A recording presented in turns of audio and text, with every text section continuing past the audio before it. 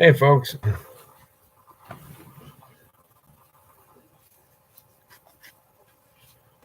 Okay, I'm gonna give everybody a couple more minutes here to get here, so we'll go. We'll get started here in probably a couple minutes, but as I said, I want to let people get here.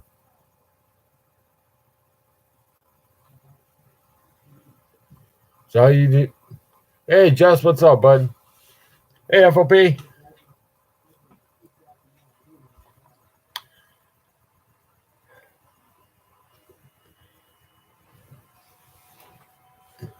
Hey, Mickey.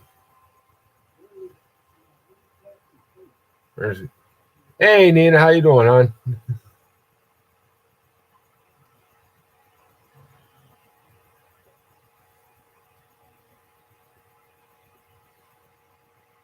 You're welcome. Okay,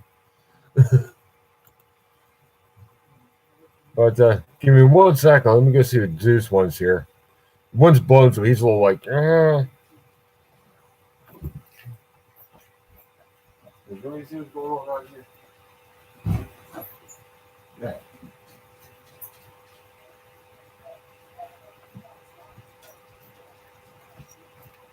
Okay, is that it? Is that all you want? Zeus. Zeus. Right. Okay. Good boy.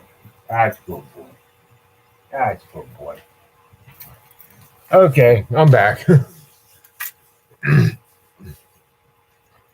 But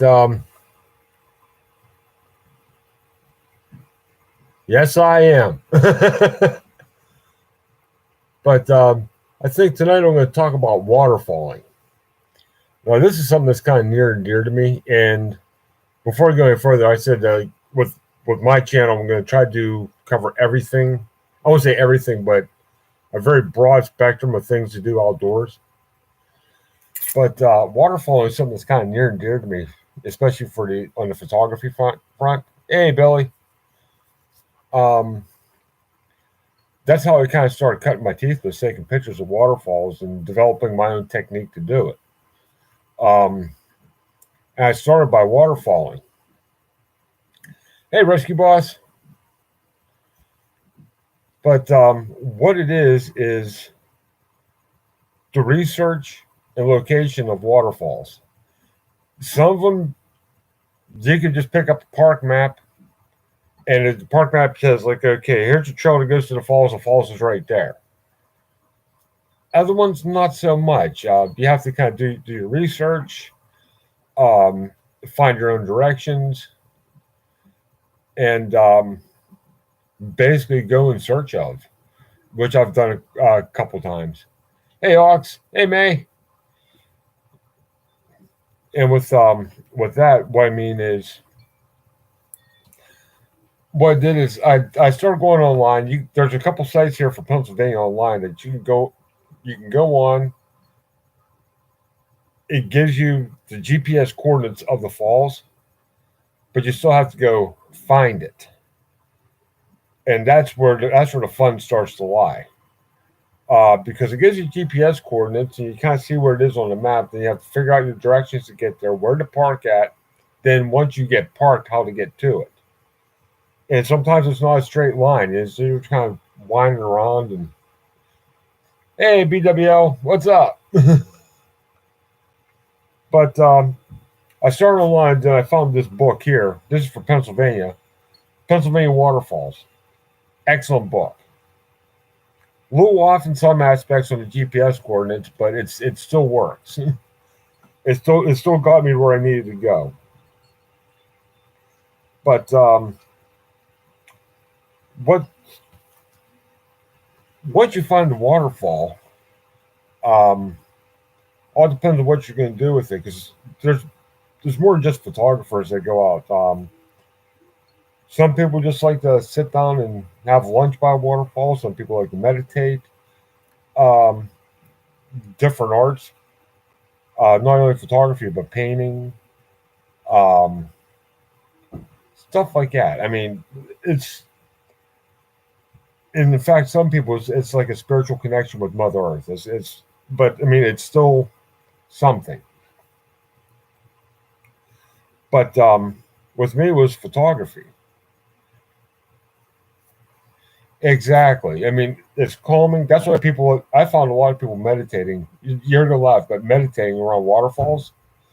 That's just because what Mickey just said. Waterfalls are relaxing and calming.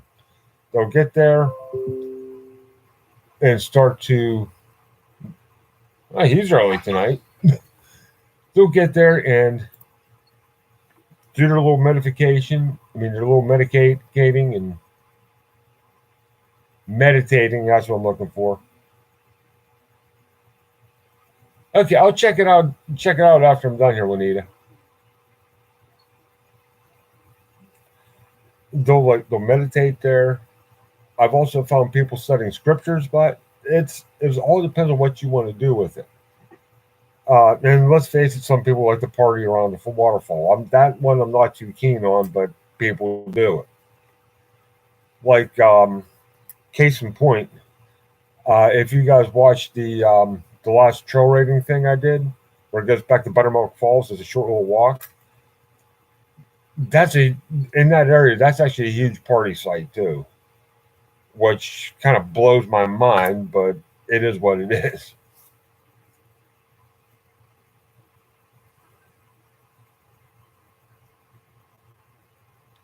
But now, what I do when I find a waterfall, that's that's a whole, I won't say a different kettle of fish, but it's kind of involved, and it all depends on how many I'm trying to hit in one day. Hey, Brett, um, what I do, like different scenarios. There's a couple times I went out waterfall where I was only going to hit like maybe one or two in a day. So if you're only doing like one or two, then you have all kinds of time at each one. You could change different locations. You could try different settings. You could different angles, what have you. And then I went to Ricketts Glen. In fact, the second time I went to Ricketts Glen, which the weather didn't cooperate, but it's not what you think. We'll be getting to that in a little bit. Um, I did all 24 waterfalls in one day, and basically that was I went to the waterfall, took like one or two different pictures of it, moved on to the next one. And when I did that, hey Formal, when I did that, what's up, Jay? And well, the reason I did that, like I went to and moved on to the next one, was I was trying to cover ground. The trail itself is 7.3 or 7.1 miles long, and I'm figuring I'm taking there's 24 waterfalls, and I'm taking between 5 to 10 minutes each fall, getting my pictures and moving on to the next one. So you're looking between 240 minutes to 2 hours to do my thing all the way around there. That's just at the waterfalls. That's not counting time walking. So, welcome back, Southern Ohio. So, the walking aspect of it, in and of itself, is going to take time too. So, you got to cover ground. In fact, when I did that at Ricketts Glen, my camera never came off the tripod. What it is, when I got to a waterfall, I already had the camera on the tripod. I got to the waterfall. I set the tripod, set it on the ground, got to where I needed to get it, took a couple shots there, moved, took a couple more shots, and moved on from there. Hey, Kentucky. So, I mean, that's part of it, just a very small part of it. And like I was saying, when I was doing like one or two a day, I spend a couple hours. I know I went to Springfield Falls one time. One waterfall, I probably was there for about 3 hours, but I probably took about 80 pictures of it. Different angles, different distances away from the falls. different. I do timed exposure, so I was doing like different timed exposures, stuff like that. So that in and of itself, that the experimentation when you get there is kind of interesting too. Like it's a photographer's thing. You can go, you can take a snapshot. I've taken videos. If you look through all my videos, if you go to the very beginning, I took that video of Springfield Falls when I was taking the pictures. The pictures didn't come out that great because the weather was not cooperating the way I wanted it to. But the video didn't come out too bad at all, and that was taken with my cell phone, way, way, way back when.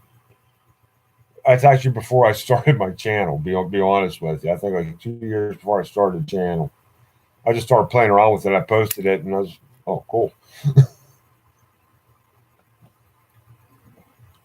But the other thing is you kind of understand the type of waterfall you're looking at too. I have to consult the book here because there's 4 different types of falls. Actually, scratch that. There's like 5 different types of falls, but we'll get to the 5th one here in a little bit because it's kind of it's a term that I use. Not everybody uses it, but you have actually just regular falls. That's where the water goes to a precipice and falls straight down to the plunge pool. There's nothing from top to bottom. Hey, Jimmy. Then you have a cascade. A cascade is it's vertical or nearly vertical, and the water goes over the precipice and tumbles down to the plunge pool. But as a constant, there's definite drops. Like it'll drop, drop, drop, drop, drop, and it'll be in the plunge pool. A slide is an almost vertical. It's kind of like it's almost like a cascade, but instead of having terraces, the rock is worn down to the point that it's almost the water goes from this to this, and it was like almost flat the whole way down to the bottom of the falls. Then you have a chute, which could be it's either a slide or a cascade like feature, but it's sunk in the ground and it's a lot narrower than it is. Okay, but it's a lot deeper and narrow than it is wide and flat. Um, those ones around here is kind of hard for me to find. And then the 5th one is a term that I use. Not everybody, some people use it, some people don't. I prefer it because it kind of tells the story in one word. That's a composite. That'll be one of those 4 into another one of those 4. Like there's a waterfall that I've done. In fact, I have to go check the access on it because access was actually closed to it for a while because they're drilling there. So they may have reopened it, maybe not. I'm not sure. But it's called Quakertown Falls. And it's a fall into a fall.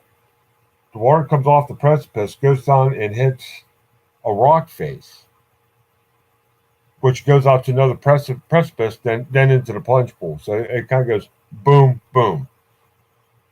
It's a very interesting, neat looking waterfalls.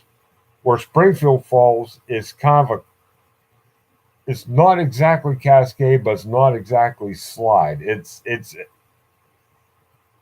doesn't drop straight off, so it's not a fall.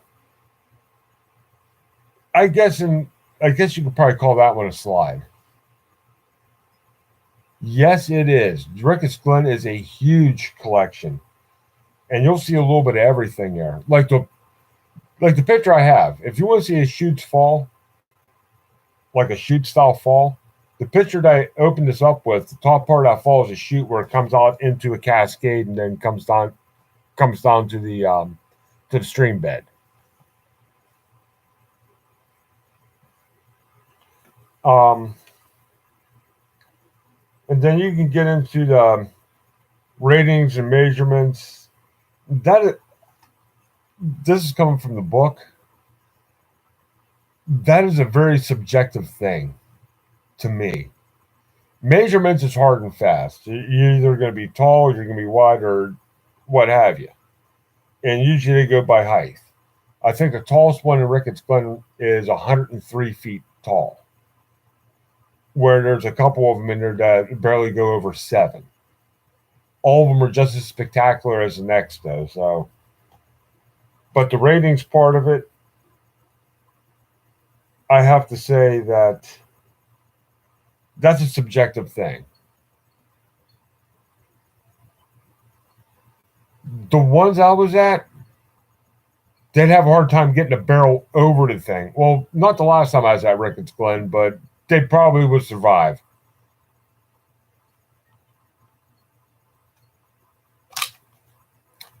Yeah, you're right, Kentucky. I think right on the other side of the mountain, what is it, Pigeon Falls? And what it is, it's a cascade falls into a precipice. Precipice falls. Hey, V coins. Pigeon Falls is a cascade. It comes down to where like a road crosses it. It goes a little bit, then it goes into a regular falls after that. Yeah, because I actually want to go. Okay, okay. They're drunk, Jay. They're drunk.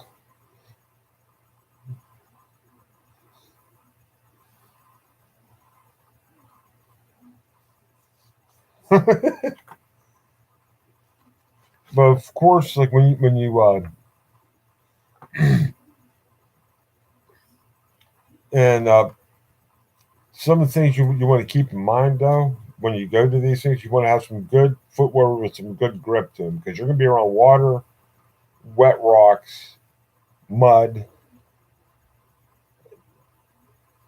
loose loose rocks, and I'll tell you what, loose wet rocks are worse than stepping on a rock that's slime covered.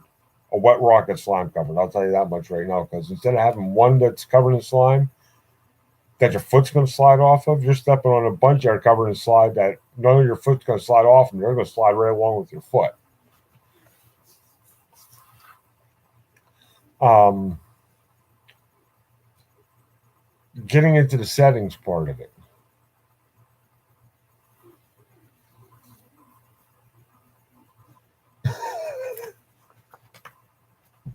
Oh, geez. Um, what I like to do is, as I said, I like to take timed exposures. This is where I'm going to start talking about the weather aspect of it. Now, a lot of people when you do photography, especially outdoors photography, you want like a nice bright day, get the sun at your back, yada yada yada. Not so much for water, not so much for doing timed exposures and waterfalls. That picture there that I had at the beginning of this chat before you came in, I took that. It was about 40 degrees outside, overcast, threatening rain all day long.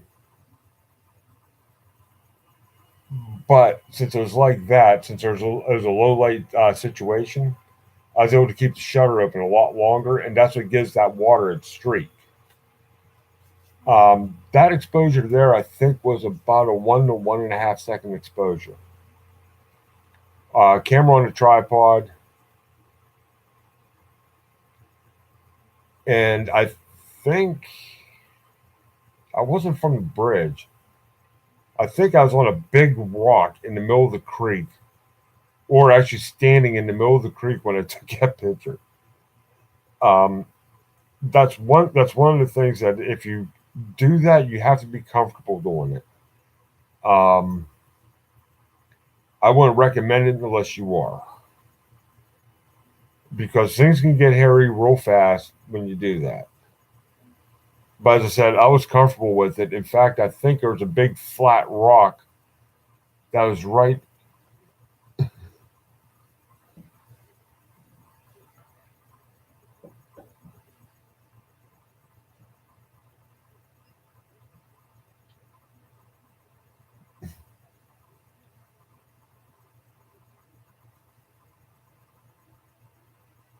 Oh, for God's sakes, Jay.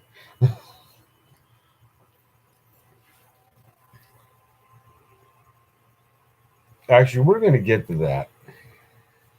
Hang on.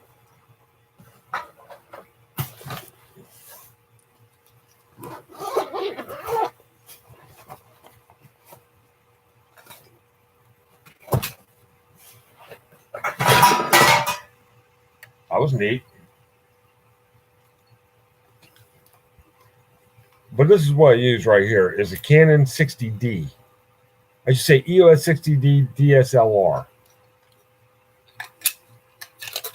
This thing will do just about anything but start your car. In fact, when I bought it, at the time, there was only one camera that was better than this in the Canon lineup, and that was the Canon EOS 5D Mark II. They still stole the Mark II, and the Mark II. This with the lenses. I got two lenses with it, and a couple other things. This is about a $2,500 setup at the time.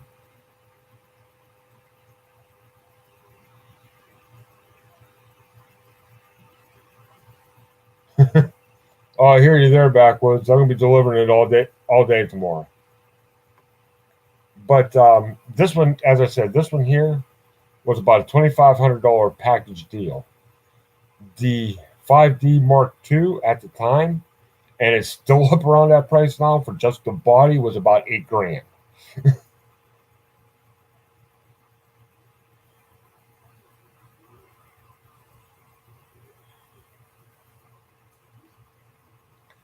But this is what I use. In fact, I have to get this thing on the charger here soon too. But up here on this will tell you I'm in manual focus right now, single shot. It's actually set on auto right now for my ISO. But when I set this thing up to shoot, I'll take my f-stop, which is I control it. I can turn this right here, one way or the other. When I do that, if I'm taking a picture of my thumb with this thing, I should not be using the camera, especially because you hold a camera like that. Use your left hand for your zoom and your focus. That takes the picture.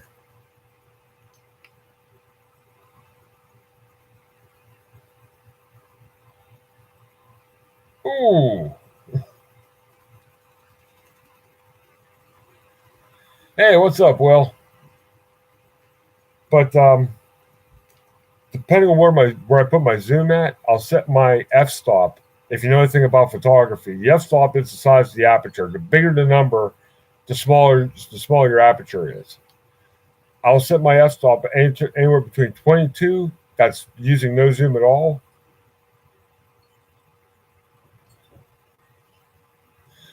To thank you, Christy.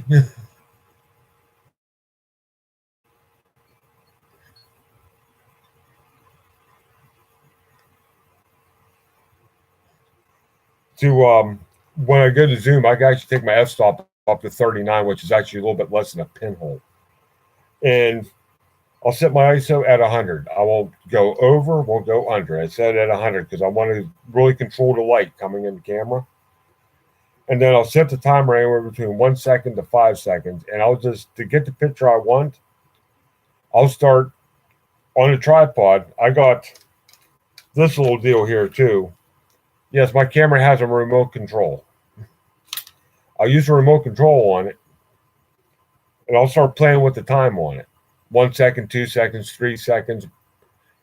And I'll start there, then I'll start dialing in how long I want my exposure to be so I get the picture I want. And depending on what angle you're shooting at or what direction you're shooting at, even on a very overcast day, if you're shooting away from the sun, you're going to use less time. If you actually on a very overcast day with low light, if you're shooting toward the sun, you may actually have to turn it back a little bit. Let's say I shoot away from the sun, I shoot for 2 seconds. If I shoot for 2 seconds toward the sun, I'm going to start to watch a little bit, so I have to back it down a little bit. So each shot is, you have to adjust it every shot. And how I do that is almost all DSLRs have a little screen on them. Mine just happens to pop out. I can do one of these deals with it and put it right on the back of the camera if I wanted to. But when I start shooting on a tripod, I'll have this open. So when I take the shot, it will come in, it will register the shot and save it, and they'll show me an image of what it looks like here. And when it shows me the image here, if I like it, I keep it, and I may reposition and try to use the same settings again, then go from there. If it's too dark, if it starts, what I mean by wash out, it'll kind of it'll like overexpose and start to turn white a little bit, or be like a little pale looking.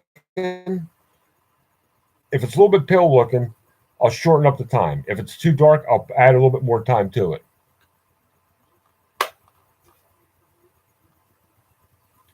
Hey, it may be, Jay. You ever hear the joke about the toaster? I was talking to my girlfriend one day, told her a joke. I laughed. She laughed. The toaster laughed. I shot the toaster. It was a good time.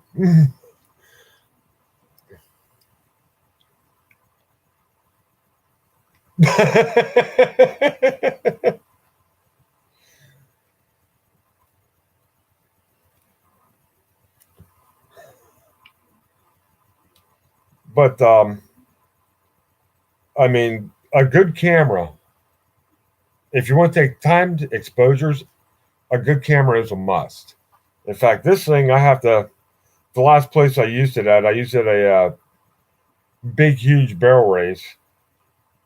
I brought it home. I took the brush to it real quick, but I think before I start taking it out this year, I'm going to sit down at the table and go over it with a fine tooth comb, make sure I get everything cleaned up on it, and go from there.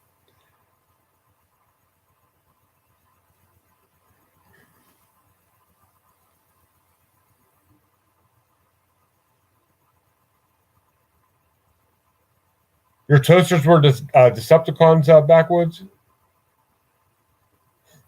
Well, actually, we're getting ready to buy a toaster too.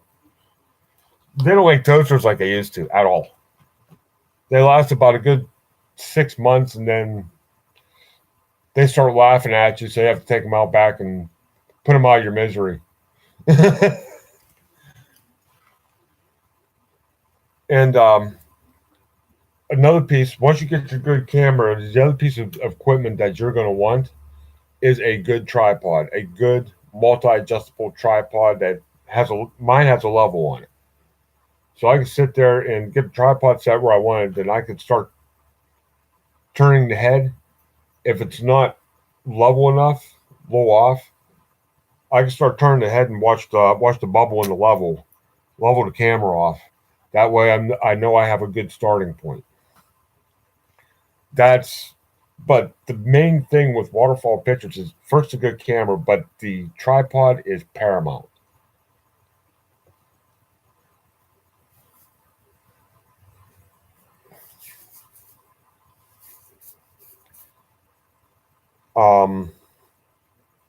Another thing is, I'll pull this back up, especially if you're going through the woods. I have this. This is my camera bag. Right here. My camera bag is literally a backpack. And the reason I got this, when I got my camera, is it came with this own little camera bag that kind of goes over your shoulder. You kind of do like the side shoulder thing. A lot of times, like I'm not even using a trail. I'm just going out through the middle of the woods. And for going through the woods, something like this tracks or works a lot better than the bag hanging off your hip.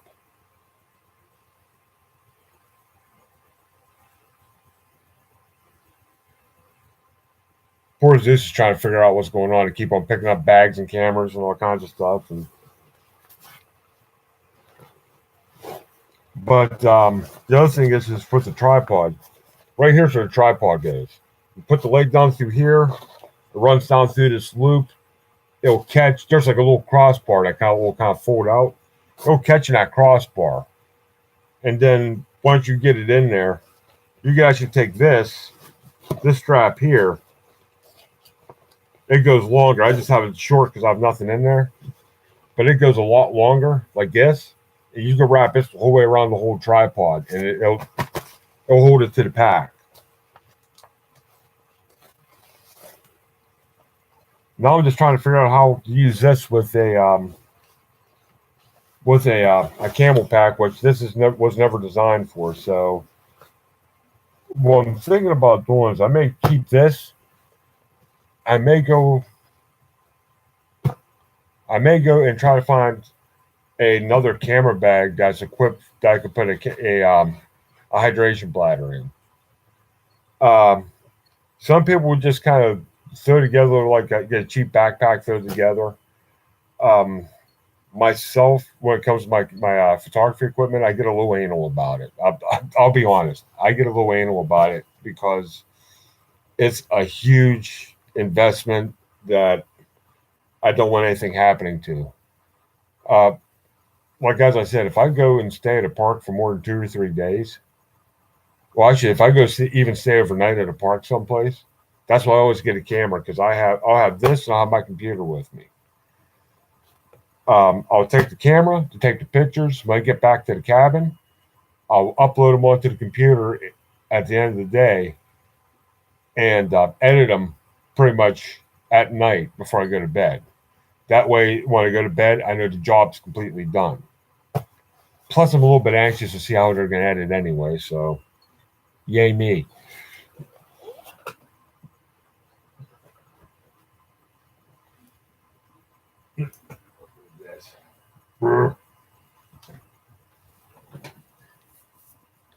Hey, Pat.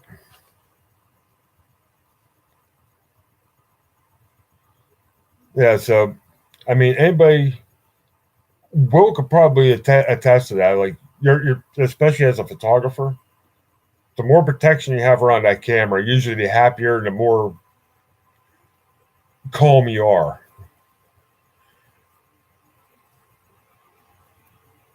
So, I mean, as I said, that's just me.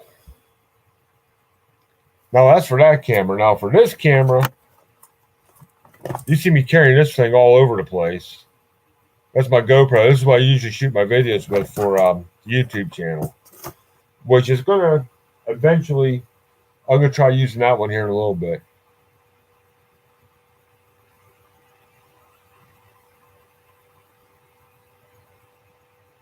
I'm actually using what Microsoft gave me.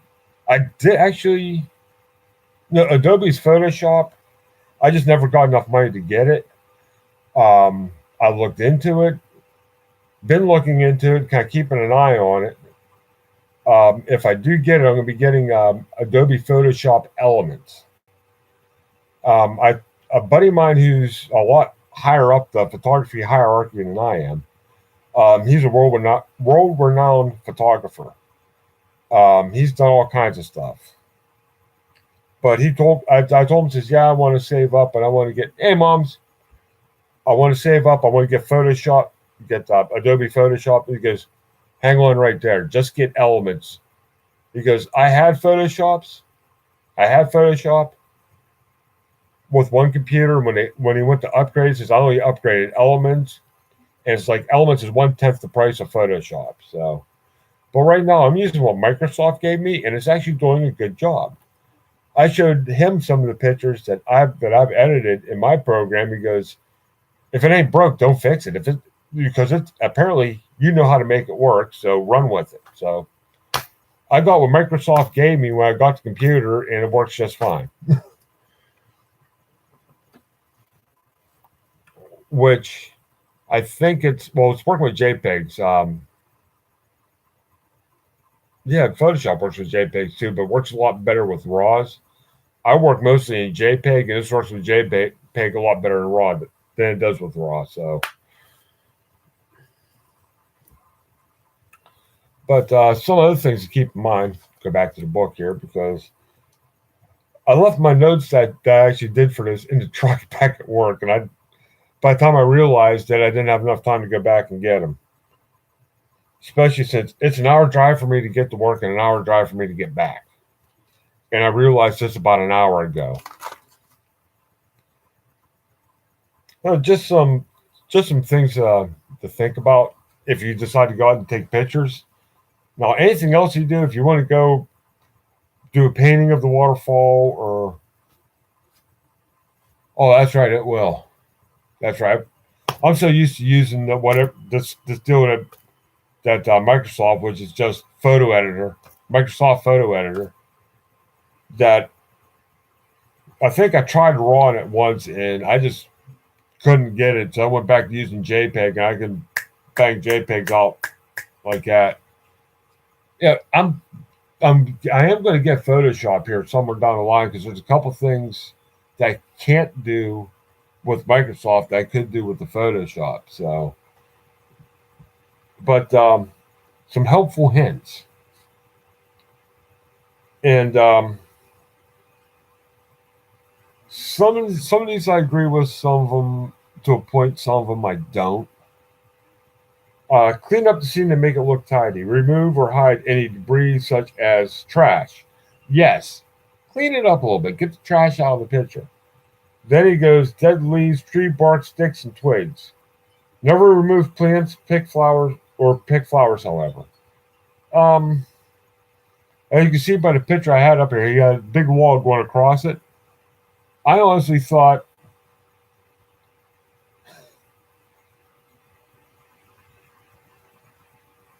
oh, that's cool. I honestly thought that log, though, going across the whole across, it kind of gave it a very interesting element. It gave you something in the forefront. You've seen the water drop behind, then flow out from underneath into the foreground. So it was kind of gave you a line between your background and your foreground. Just another interesting little element to it.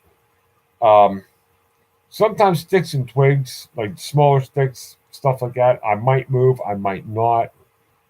Um, Leaves, I usually leave leaves be, especially if they fall into a plunge pool, like a nice deep plunge pool that is kind of very slow moving after water falls into it. Because what tends to happen when you're doing a timed exposure,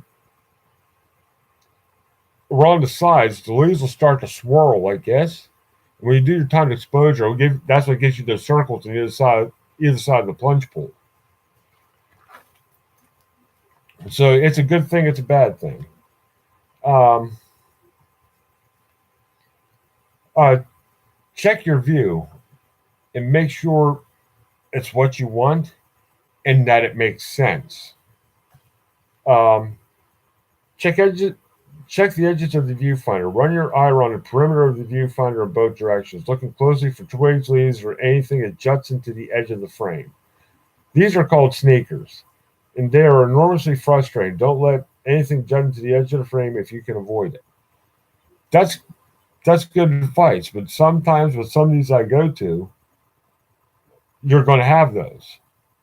That's where that's you kind of have to learn how to use your crop program too, because these little things that kind of sneak in on the edge, and they'll usually sneak in from the side or from the bottom.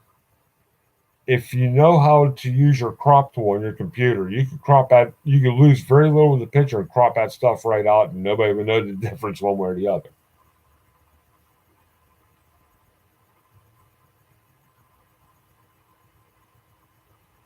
Oh, I hear you there, mums. I was out delivering a T-shirt today.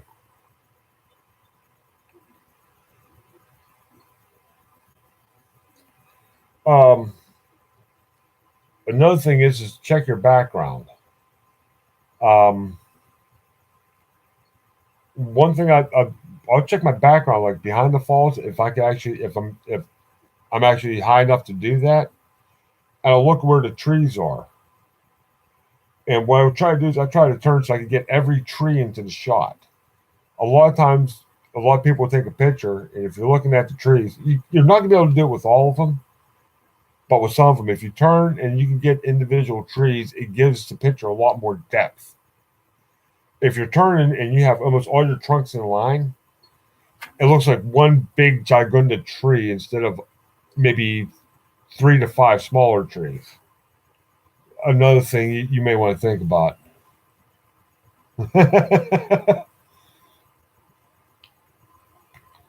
But that's one thing. Rocks is another thing.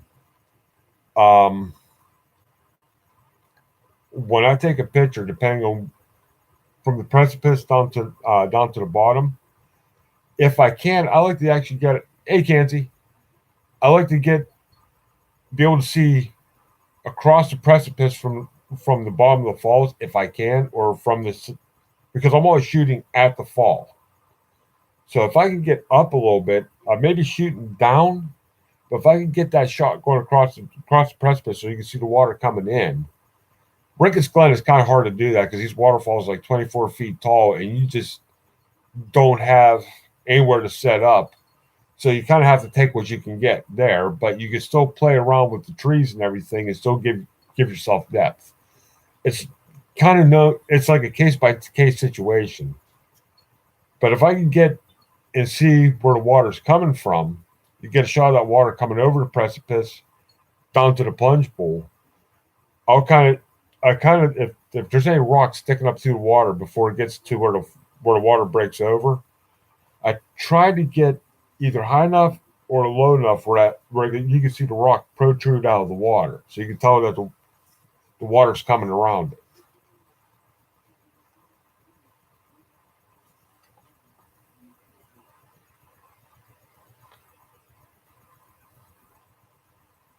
Um, I've already said this a couple, 2, 3 times, but especially if you don't have to worry about covering ground, work the fall, work work the area.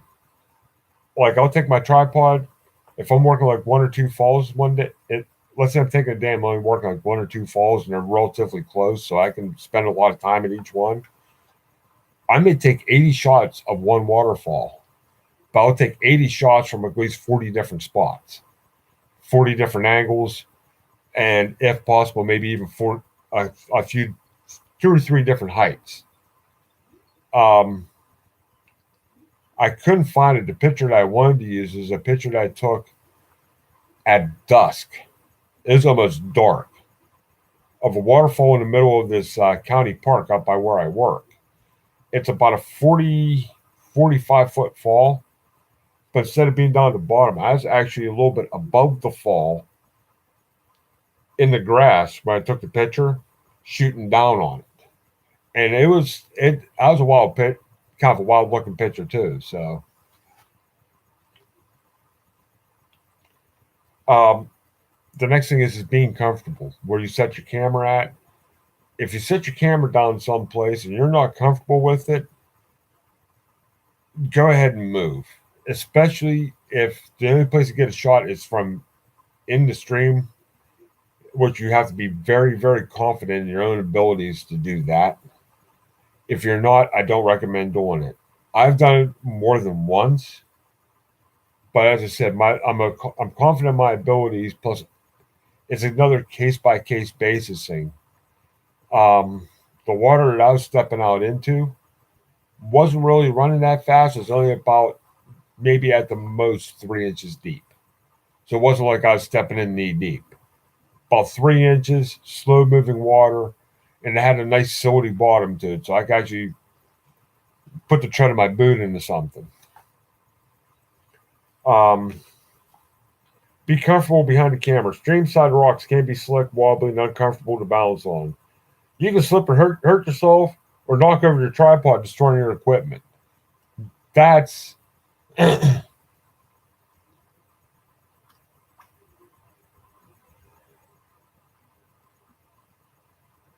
let's see. I'm every once in a while I'll get a red eye with a person too, and I'm not. It all depends on what the lighting is. Is if the lighting's a little bit darker, that's when I'll get the red eye. But if I have a nice bright light to work with indoors, I won't get it. But my program also helps with that too. That's a possibility, Jay. Very good possibility.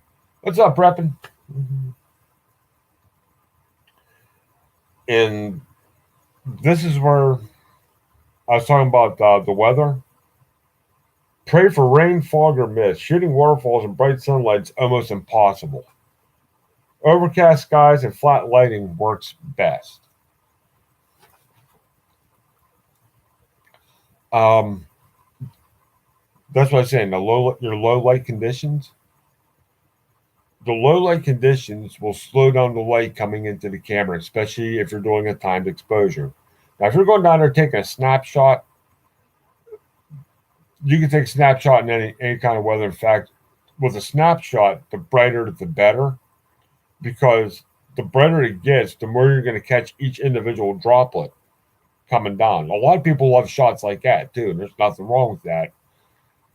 I prefer the timed exposure to get that water streak. That streaky water kind of implies motion.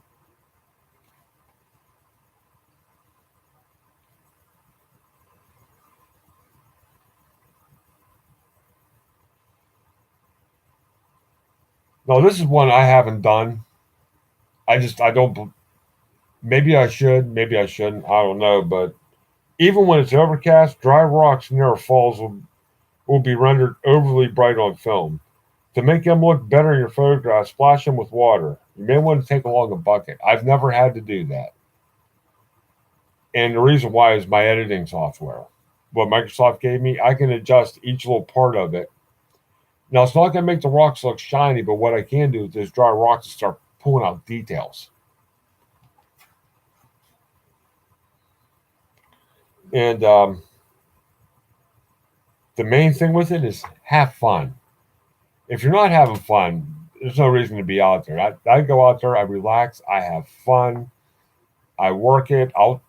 After I'm done taking a picture, I may just sit there and just watch it for a while, just enjoy myself.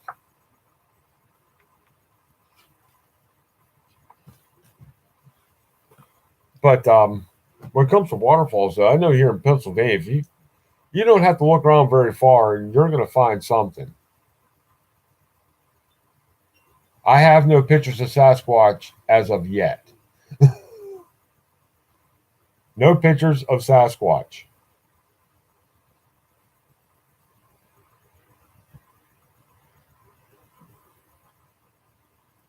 Well, I've been doing it for a while, and I'm going to be making. I haven't had a chance to do it in a couple of years because of just other obligations, other photography obligations. So I'm pretty sure making, because if I have a picture of Sasquatch, I'll be going back. I'm like, hey, get over here. I want to share a beer with you.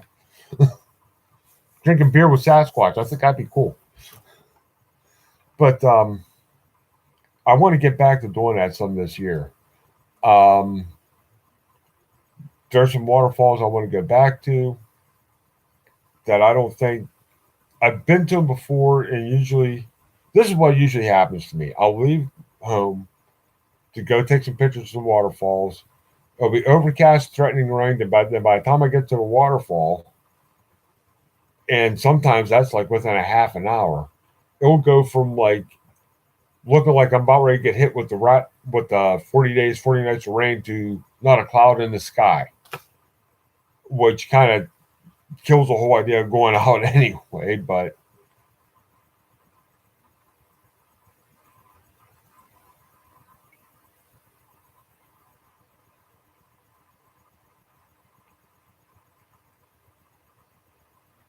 If that's the case, I'm suing Sasquatch then. Taking my picture without my permission, I can sue Sasquatch. Don't know how far it's going to go. I mean, when you have a squirrel for a lawyer, he's going to want to get paid in nuts. So,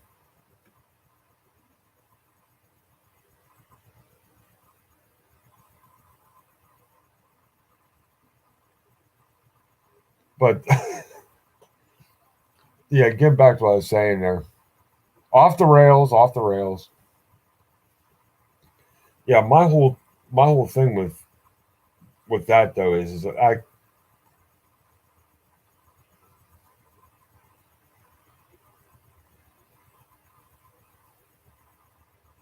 actually I don't. Most of the people I know are shorter than I am, so maybe I should just grow my hair long and call myself Sasquatch. But one thing I want to do though is I want to try some different waterfalls. I'm actually thinking about looking out around Mumslayer's area. Mumslayer doesn't live far from me either. But I was thinking about looking out around Mumslayer's area, see what I can find out there, and maybe a couple other ones around here that I want to redo because I couldn't. It's one of those things. It's like when you're taking pictures of stuff like this, and you can go back to it. Sometimes you can go into it, take like 2 or 3 pictures, and get the perfect picture. You do not want to go back and take another one. You eventually will, but you don't because like you can't do any better than that. And then there's some other ones that the more you try them, the less happy you are with it. So you go back and you try to better yourself. And sometimes you usually do, but you still don't get quite where you want to be. There's a couple waterfalls like that for me. One of them being Springfield Falls. I still have not really gotten a picture of that I like yet. There's a couple of them around McConnell's Mill. Now here's the kicker: the ones in McConnell's Mill are not on the map. They're down by Armstrong Bridge, but there's no trails going to them. They're not on the map. So if I want to go back to those two, get some pictures of them. There's actually a third one I want to get pictures of, but I'm probably going to wait um, till spring, or actually till things kind of tend to dry up ground wise. Because going down over that, it's nothing but one red muddy mess getting down to it and back up.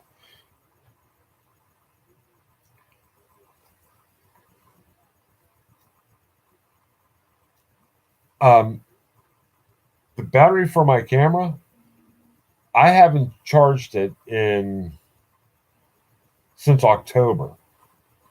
I still have half battery life in there, and that'll probably last about another month. Canons have their own specific battery, and even on a cold day like this, I've shot a barrel race, a couple barrel races up in a rodeo arena called the Buckhorn. Inside the Buckhorn, it was 20 degrees. Now, one thing I will do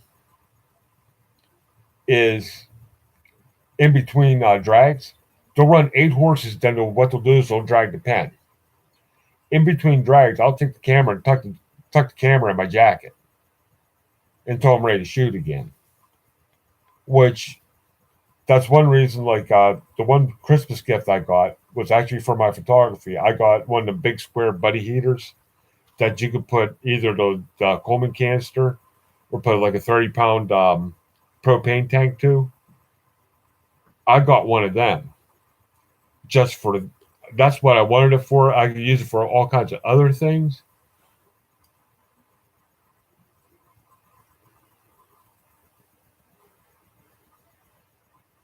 Oh, I'll tell you what, my flip phone would last about 2 weeks. I'll I got a flip phone that lasts 2 weeks. Then I go to I put it back over there. There it is. I went to this thing. It barely lasts 24 hours.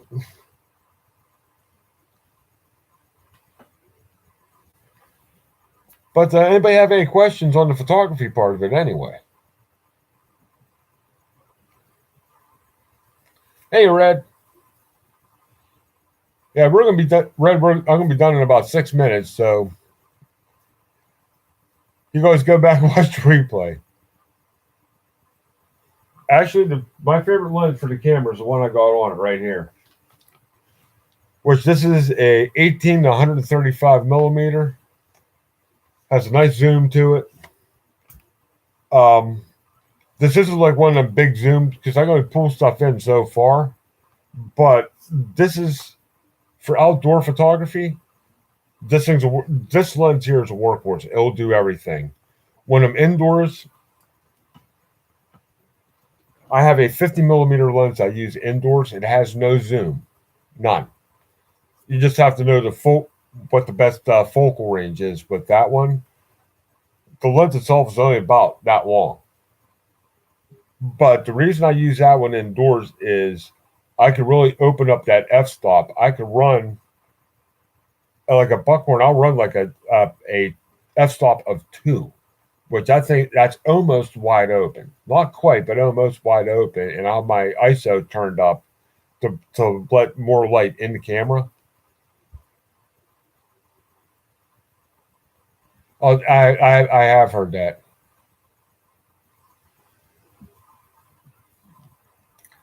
Actually, let me pull my bag up. Actually, I have an EDC that I carry with my photography stuff. It's right here. And this is most of the 10, except for the container and a knife, which I usually carry in my pocket. This is the rest of the 5 C's right here. Because I have a little tarpon. I actually have a tarpon here. Got a tarp. I got about 100 feet of. Open this up here. I got a lighter in here. I carry a knife sharpener in here. Matches. Pencil pen. I got a little notebook in here. About 100 feet of paracord. And this here, this is a tarp.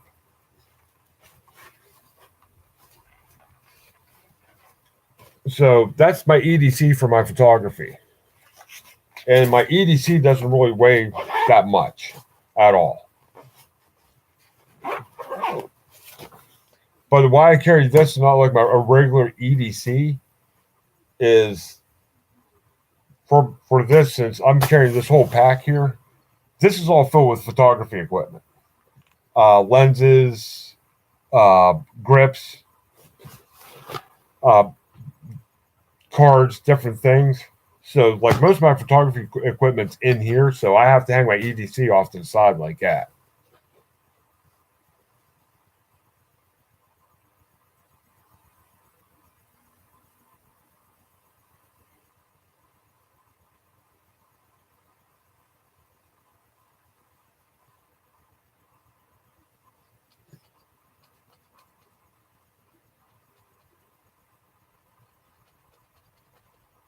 Well, see, Pat, I don't watch CNN anyway.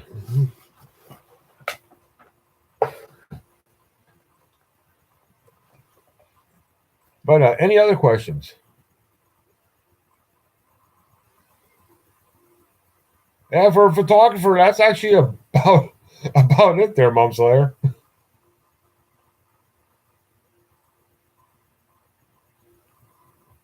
I'm sure they can. Actually, I got something over there that if you could figure out how to put the rest of it in the arrow, I bet you could do that with it.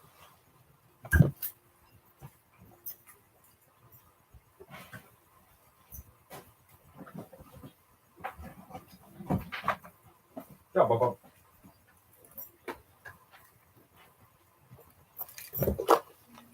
I have a little electronics box. This here is a borescope, which is a little camera. Now, this one here is actually made to be run off my cell phone. And the camera part of this itself weighs next to nothing.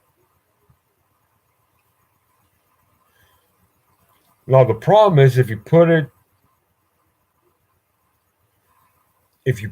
in an arrow, the problem is the way the fletchings are in an arrow, as soon as you shoot it, that fletching gets a spin. So the only thing you're going to see is a spinning thing until it sinks itself in a tree.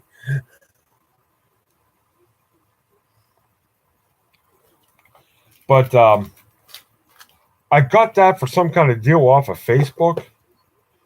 And to be honest with you, I love the thing. We've used it for everything but a borescope. We stuck it down the. You're gonna laugh. We're trying to figure out what was clogging the sink. So we waited for all the water to drain out. We kind of stick it down because the water wasn't even making it to the trap. We're like, what the hell? It was a big hairball, but we wanted to see what it was. So we waited for the water to drain past the hairball. We stuck it down in there just to see exactly what it was because we couldn't get it to move one way or we couldn't get it to move the other.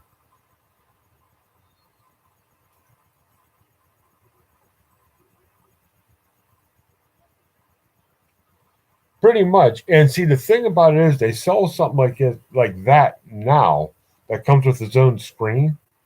Like I use my cell phone for mine, but they sell something like that. I've seen this in the as seen on TV stuff.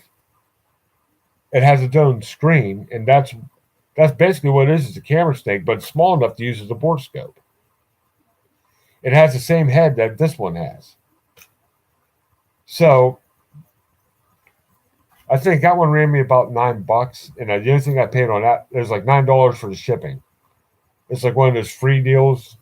You pay $9, I'll send you that. I figured for $9 I could get all kinds, and it's already paid for itself more than one. So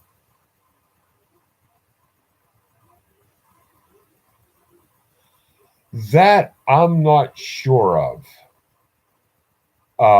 Never really played with night vision. I have something here that is supposedly night vision, which it isn't. The only thing I'm going to say about that is when you get into the night vision portion of it, if you try using it in a tactical situation, you're going to be the first person that's going to receive a headshot.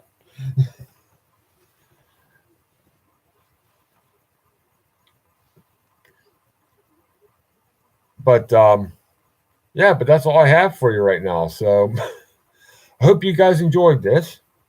Don't forget tomorrow night, 7 o'clock Central Louisiana time, 8 o'clock Eastern is going to be Nina's chat on her channel, Rural Readiness. 8:30 Central Louisiana time, 9:30 Eastern is going to be the Honey Badger chat. Thursday at 6 o'clock Central Louisiana time, 7 o'clock Eastern is going to be Spicy's chat. Yes, the Honey Badgers, because the Honey Badgers rule. That's going to be Spicy's chat on Thursday. Friday at 8 o'clock Eastern is the panel chat on X Nation. I'll do the after show for that. Keep your ears open on Saturday. I may do something on Saturday as well. Not exactly sure yet, but I may do something on Saturday. Something completely different than I usually do.